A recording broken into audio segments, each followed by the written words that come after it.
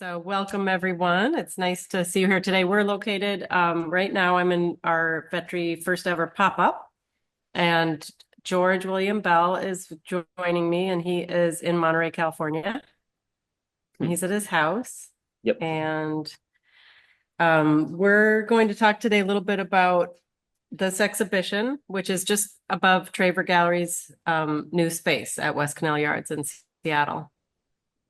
So it's beautiful outside, and there's seabirds flying.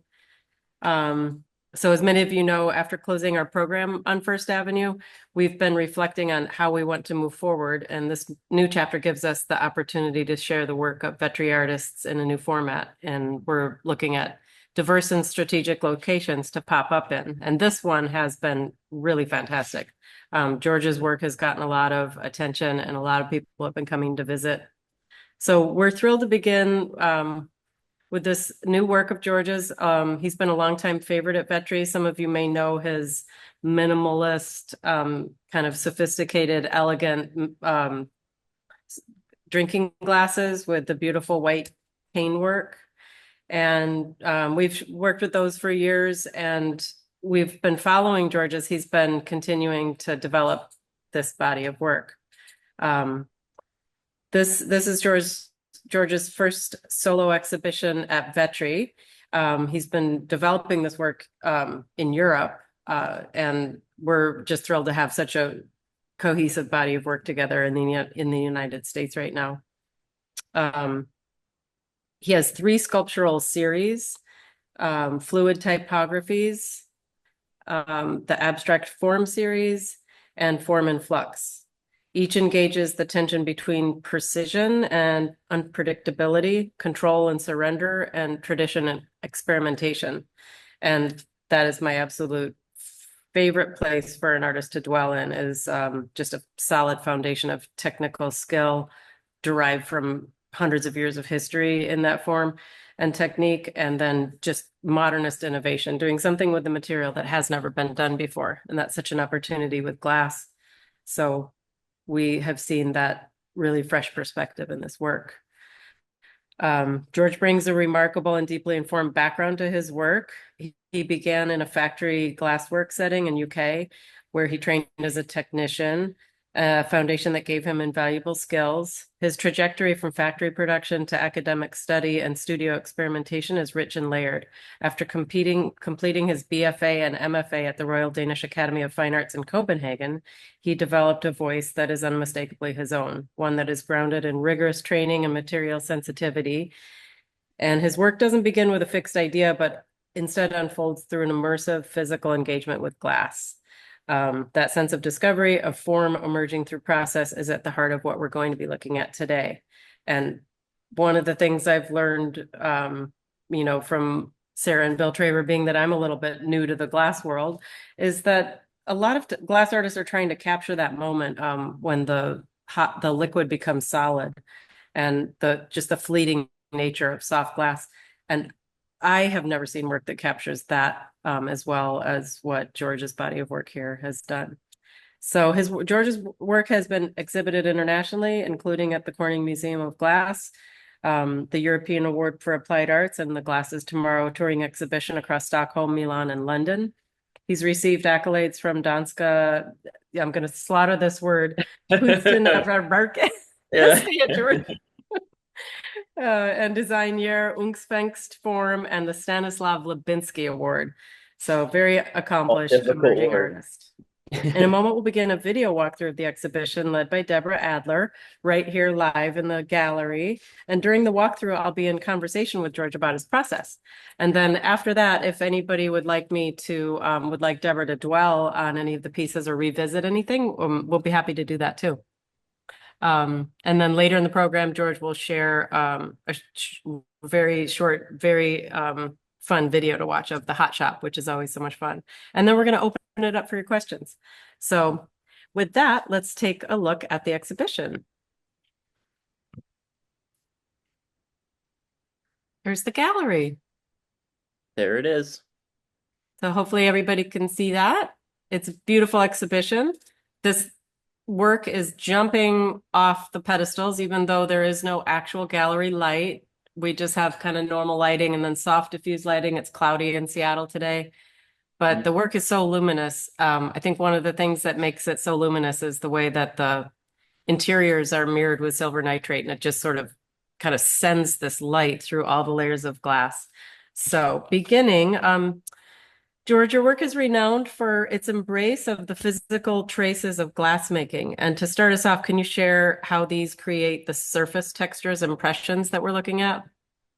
Yeah, for sure. So in the different series, there's a few different ways, but in this piece that we're looking at right now, um, it's blown into like a open mold, so it's allowed to sort of expand until it kind of wants to stop by itself. So every piece will be unique and different. And then I sandblasted and then brush polished the surface so it gives this like inner glow and this tactile feel. And It really does. So that where Deborah is, let's begin with the fluid typography series. Coming from a ceramics background, you told me that both of your parents are potters and that you had moved when you were around 12 years old to fulfill your dad's lifelong dream of being an English countryside yeah, pottery studio. selfish man. So how did your relationship with touch and materiality influence the development of this series? So like you said, I also started with ceramic. So moving to glass, I love the material, and I felt like for me, I found my material, but I always struggled with the fact that I really couldn't touch it. So in this series, I actually designed my own tools, sort of based off the traditional like inside sculpting tools that people normally use for making faces or Hmm. animals. And I wanted to use them in a way that a ceramicist would use them in terms of Hmm. mark making and in terms of pushing from the inside out. And there's a long tradition of this kind of idea in the ceramics industry. Uh, Yeah, I do. I know of an artist that uses that and more to create figurative work like portraits or busts. So yeah, it's and really. in a way, these forms have a bit of a hand building feel to me because Mhm. I have a sort of idea of how they're going to look, but each lump or line that I create kind of reflects on what the next one will be. So Mhm. kind of build up in forms, kind of, which is sort of unusual in the glass way. And do you design your own tools? Yeah, I do. So I bought a couple to start with, and then since then I've just been experimenting with welding whatever kind of finger that I want to have onto the end, So whatever you kind of have I want to make. heat, pressure, repetition, handmade tools, all of these elements to create this form.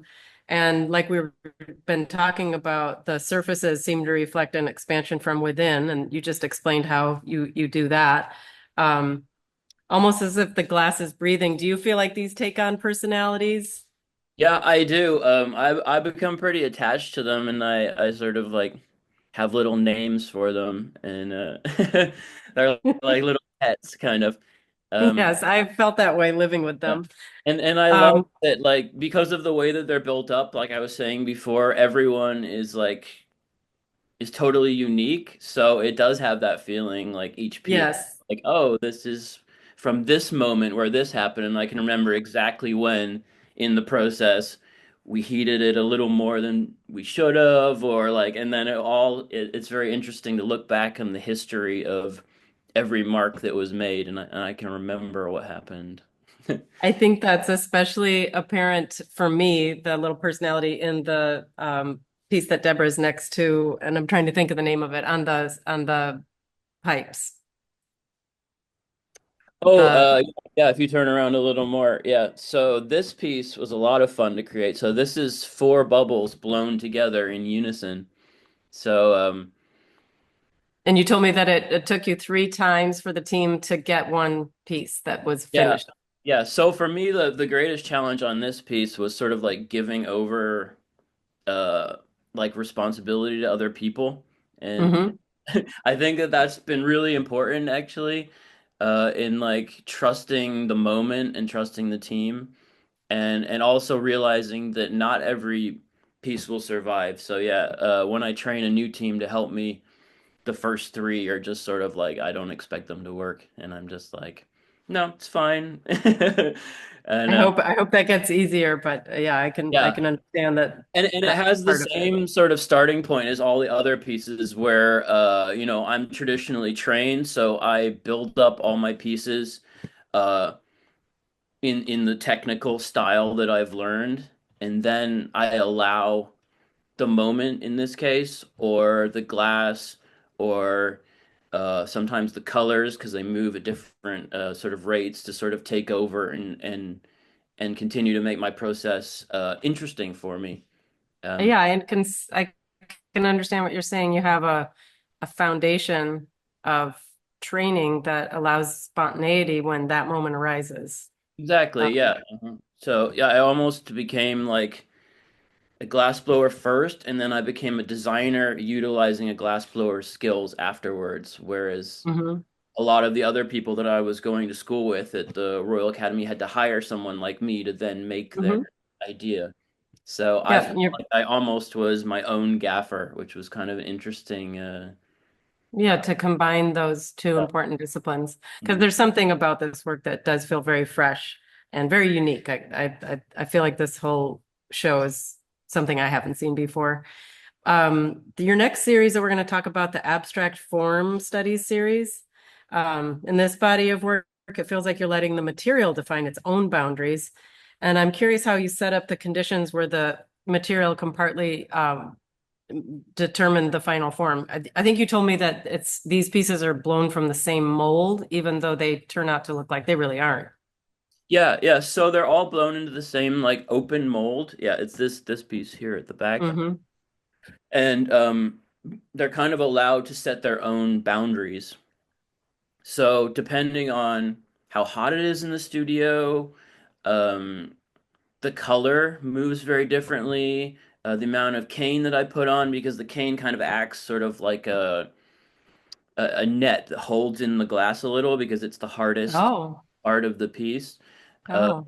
the Is piece that will, because it's like a different reacts? Is it like a different heat point, the cane, and then yeah, the it's glass you're because using?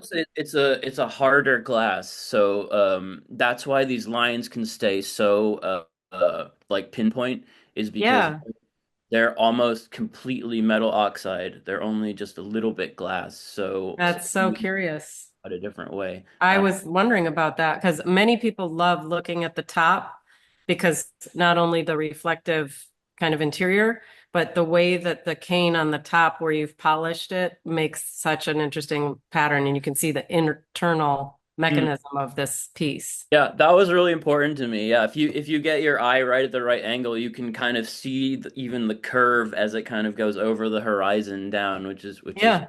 really cool. It's very exciting, and it brings to mind some painters that I know that are going back and forth between like a wash of color or, and then sometimes you see the mark making and where they were trying Mm. to define the space. It's very painterly sometimes. And if Um, we can go close on the top of that piece one more time, there's one more thing I want to say about it. So, what I wanted to create in this piece was some tension between this like austere, flat, polished top and then mhm, the gathering line that you can see just below it. mhm, So, almost all of my work is made on what's called a half post, or I think in America you might call it a check post. mhm, And this in traditional glassmaking is cut away because it's considered ugly and you're not supposed to like know the process. The piece mhm, is supposed to exist. Um, but I kind of felt like this was the most important part of the object. So mhm. you'll see that throughout my work that I want to leave like clues of the fluidity and of the process. And And so the illusion of perfection is kind of that curtain is peeled back and you're allowed to see that this is actually glass, that has had many steps to create this. I was going to ask you about that, and I think you're kind of answering it. The material is so autonomous and plays such a major role in what it's going to do. And then there's your own hand, sometimes with the tools where you're pushing the glass from the inside out, and sometimes with where you're allowing the glass to settle and cool and become hard in the mold making process of this second series we were talking about. So I guess just if you speak a little bit to your own authorship and how much you do guide these pieces. Well, I'm trying to guide them less and less, but it's Mm. very hard for me. My go-to is to control every moment, but I Mm. found the longer I work in the material, the more comfortable I am with letting the material have more of a voice. Um, and that's become really important to me over the years. Because And they feel very effortless. And I think this is the Form and Flux series, right? Where Deborah yeah, is. yeah. So this is the final series that we were going to talk about, and this is my most recent series in terms of Mhm. like development. And I feel in this one I've really tried to freeze frame that moment when the glass really is kind of still moving. Mhm. And It's very apparent. You can see there, like where Deborah's just passing over these pieces, the weight on the bottom. It's like when you think of a marble sculpture, the way the drapery, how they carve that drapery to look like, fabric and, really painters and sculptors trying to create the illusion of weight. And I think your opportunity here is that this is truly that moment of weight and it's suspended in time. you can see the gravity, which I Yes, you really can. love. Yeah. And I'm a big believer in like you should use the material that makes sense for expressing the thing that you want to express. So Hmm. um, I think that if you're not really using the fluidity of glass, maybe another material might be better to sculpt in. Oh, look at that right there where she's getting in on that. You can really see that. And then that piece on the right. Mm. Everything we're talking about is really coming out in these pieces. It's interesting. I didn't know these were the most recent. This was the most recent series. The Yeah, forms feel kind of eccentric and almost like each one is its own character too in this case. And people have said exactly. trees. And people might be interested to hear that these are all blown into the same mold as well. Yeah, Um, they always kind of fit within a family because of that, because they all have the same number of fins. But as you can see, like the amount of possibility for like unique object generation blowing into the same mold is kind of like mind blowing. Like I didn't even know until I started playing that would be possible. To I this I extent. wouldn't think that's where you would begin to think of making a bunch of individual pieces is with a mold. So it's a wonderful Yeah. addition to hearing about how you did do this because they are all so unique and have their own personality. But I also really like the way people have the choice to kind of keep them cohesive as a series. Mm-mm. And you're selling them as individual pieces and they all can stand alone as a piece. And they also do really hold well beautifully together in a series. This series is kind of more of the coppery, bronzy colors, and then the one that Deborah was showing before is more gold. Oh, and then look back there, you can see a little survey of the Vetri. Oh, you can see me, and a little survey of some of the Vetri. You can see you. So I was thinking, George, before we transition to taking a closer look at your making process with the video that you provided us, I wanted to ask about some of the works with their striking mirrored surfaces, and some don't have that mirrored quality. Mhm. Um, we I would love to tell everybody a little bit more about how you're working with silver nitrate, Mhm. um, and maybe let's see, Deborah could go. Yeah, it's in all these pieces, the silver nitrate. And then I know there's some pieces that kind of don't have it and they almost look like wood. Yeah, yeah. So for me, the silver is more of a means to an end. So instead of it, the idea of it is to make it silver. The idea for me was to make them uh, opaque so that you can see the form better. Oh, So that's why I have these two different because these other objects don't need uh, to be made opaque because they're basically opaque anyway. Um, like that one behind. Yeah, yeah. like where she's Uh-huh. going now. Hmm. But so that's how the mirror started actually, but it's become itself like an artistic expression that I've sort of been working on for a long time. This idea of mirrorizing a surface and then actually sandblasting the outside surface. So you kind of create the mirror and then you, in some cases, deny the mirror so that Hmm. instead of it being a mirror, it just has this like core inner glow, almost like people have said like they might have a light inside them Yeah. already. When Uh, the sun hits them here at West Canal Yards, it looks like it's going to jump off the table with it's practically vibrating, especially that gold one. So that's more like the artistic part of it. And then for people who don't know about mirrorizing glass, which I'm sure some of you don't, the process is actually very similar to exposing like an old time photograph, like in the dark room, where you have silver nitrate in solution and then you mix it with a couple other chemicals and it actually deposits on the inner surface of the glass. So you end It's up with a, suspended in there. yeah, so you have an actual silver veneer inside, and you do that when it's cold. That's that's just a beautiful thing to think about. Well, thank you so much, George. I'm gonna hopefully get this set up correctly. I'm gonna share this video that you sent us. Okay, and I think I'm going to talk through a little bit about what's happening, right? Thanks. Mm. Um, Okay, so this video, when it comes up, was filmed at Starworks in North Carolina. I had a 3-month residency there recently, and it's a great place. Oh, isn't it in the corner there, Sheila? Looks like it's playing, but Deborah's gonna help me. It's up. so it was a great opportunity to just explore a ton of work. Like I had a team for 3 months helping me make whatever I wanted to make, and it was kind of amazing. Yeah. Can everyone see it? Is there how are we gonna know? I can see it. It's just kind of small though. I don't know if you could full make it full screen. Yeah, perfect. So this is the we're kind of starting at the final dip of glass. So I have the maximum amount of glass. There's probably 6 layers of glass in there already, and you can see the lines already there. So here we're using the wet newspaper to start to blow up the piece. We don't want to blow through the bottom, so that's why I'm cooling the bottom as we blow.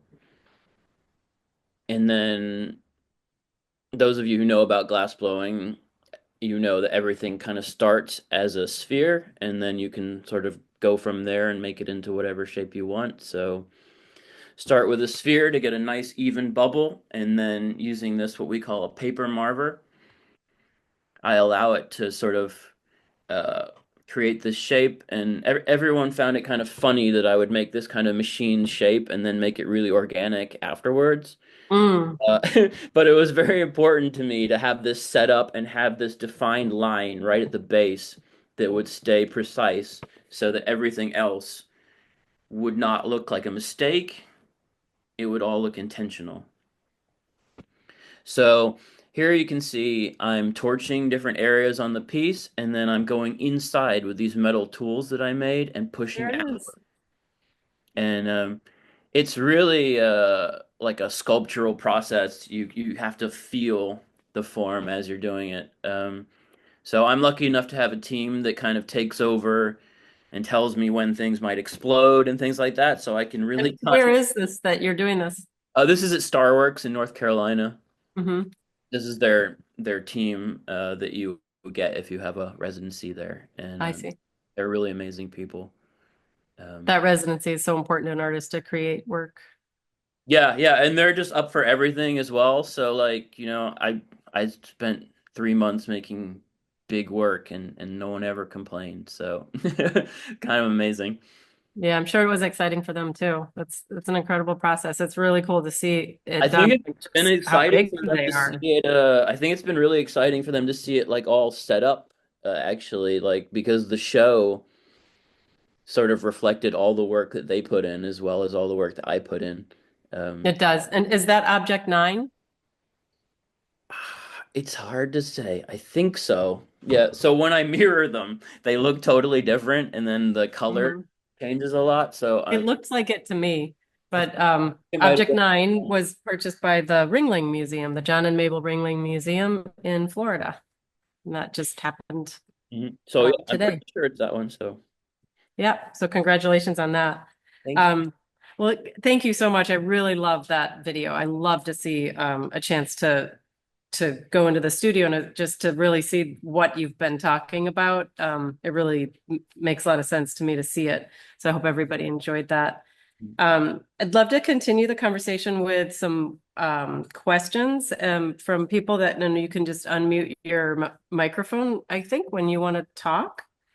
And I can also do that for you. Um, what I could start things off, but with asking you a couple of questions about working in California now, and do you think that has influenced the way that you think about your material compared to your early days, especially in Denmark and in Scandinavia? Mhm. Yeah, I think it's affected me. Like every place that I've lived has definitely affected the way that I work. Hmm. 'Cause I started blowing glass in England, and that was a very different style. And then Like Denmark, a factory setting? yeah, a factory setting. And then Denmark, I came into this like minimalism and this whole idea of not really using torches, uh, and using as little energy and power as you can because energy is so expensive in Europe.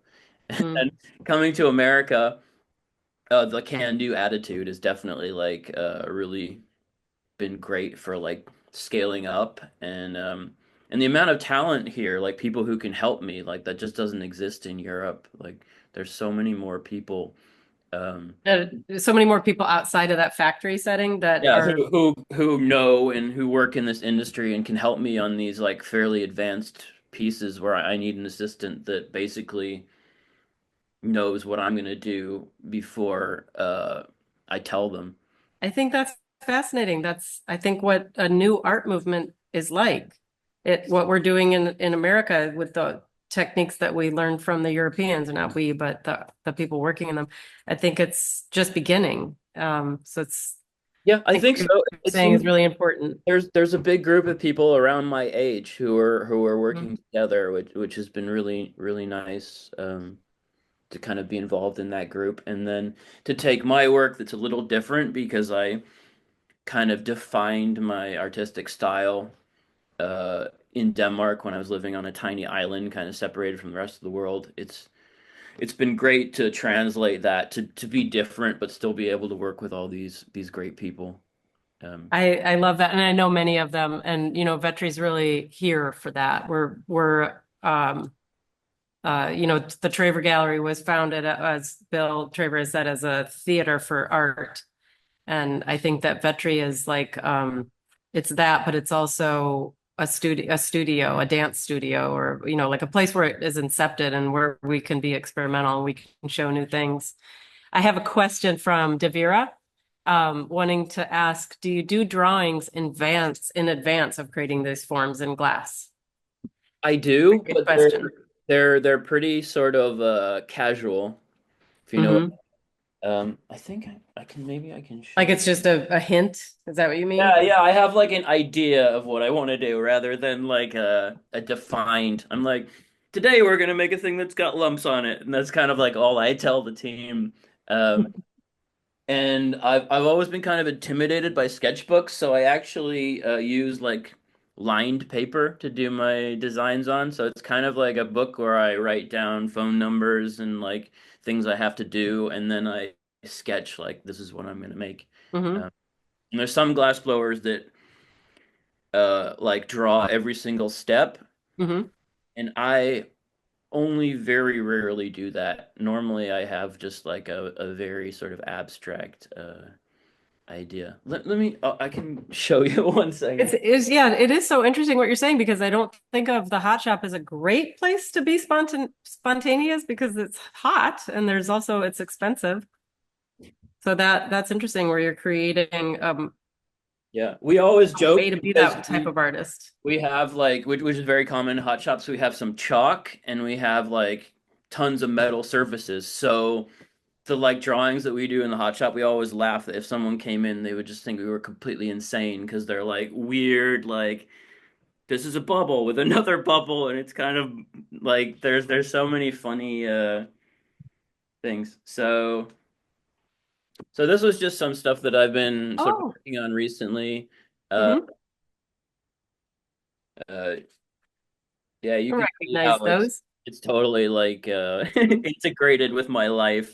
Um, like I just sort of doodle, and then I'll literally just show this to the guys and be like, "Oh yeah, we're gonna make something kind of like this," and then I have it a little more defined in my head, but I definitely like allow the process to affect things. Um, Mm-hmm. the other day we were working on a new wall piece based on these lumpy forms, which I think is going to be really cool, and A it's going wall piece. to yeah. So it's going to be one piece that I'm going to cut in half. So I'm actually going to get two unique objects from it, which are going to be really nice. And on that Everybody that has cats, are you listening? And on that one, I actually did draw out the steps just so I could show everybody like we're gonna open it up on one side and sculpt it, and then we're gonna close it, punty it, and then open it up on the other side and then sculpt it because that's kind of a weird thing to do. The double open it twice. And you're going to cut it in half once you're going to take an object like that and then you're going to cut it in half. That's the idea. Yeah. And because both sides are kind of unique and different due to the process, it'll be two like quite different pieces, but will sort of echo each other. So That's a nice idea. Can't wait to see that. yeah, we'll see. Yeah, that sounds like a really nice idea. And I was going to ask you, what are some ideas or directions you're excited to explore next? And I didn't, this is news to me, so you heard it here first. Does anybody else have any questions that they want to ask George about the hot shop process or um he's got a fun get him talking about Kenya.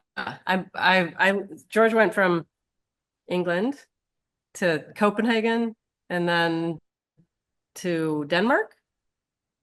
Was Uh, that yeah, well, yeah, Denmark, Copenhagen is Denmark, yeah.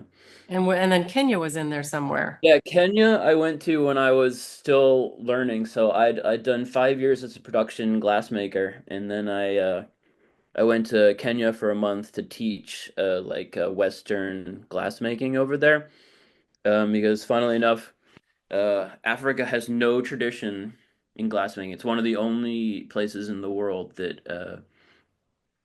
where all the glass blowing tradition has come from other places.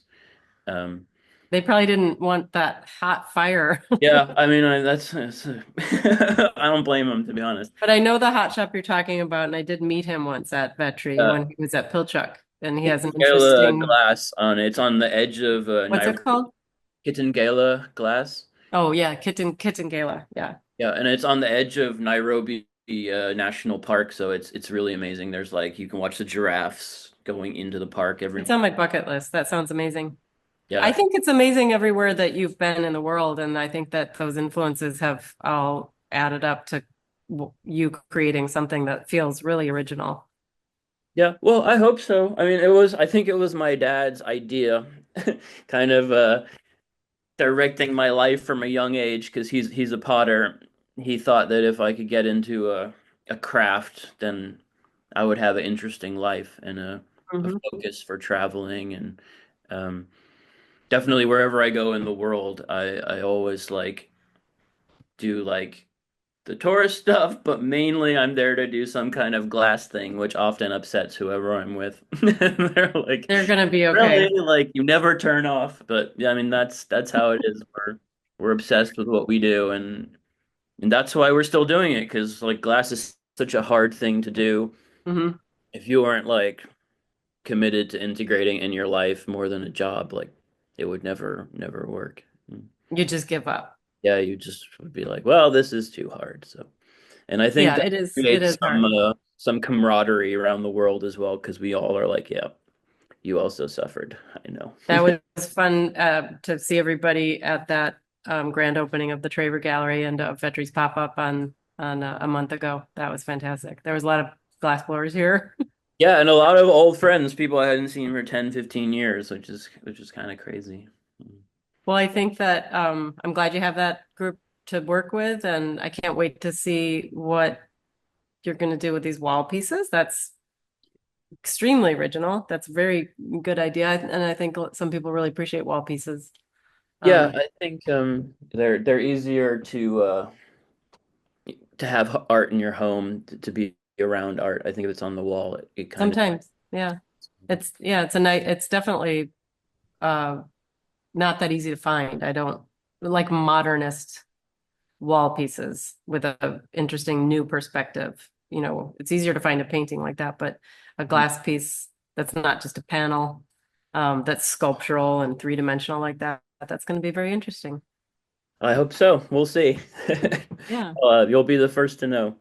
Mm. Well, I think this has been really fun. I really appreciate all the people that came and watched, and we're here for you. Our phone number will go directly to it's the Traver Gallery and Vetri's phone number, and so I'm easy to reach and easy to reach by email. And I'd love to share more with anybody that wants to give us a call or send me an email. We're coming to the tail end of George's show, so thank you for being with us today, and thank you, George. Thanks, everyone. We'll see you later. All right. Take care. You take care too.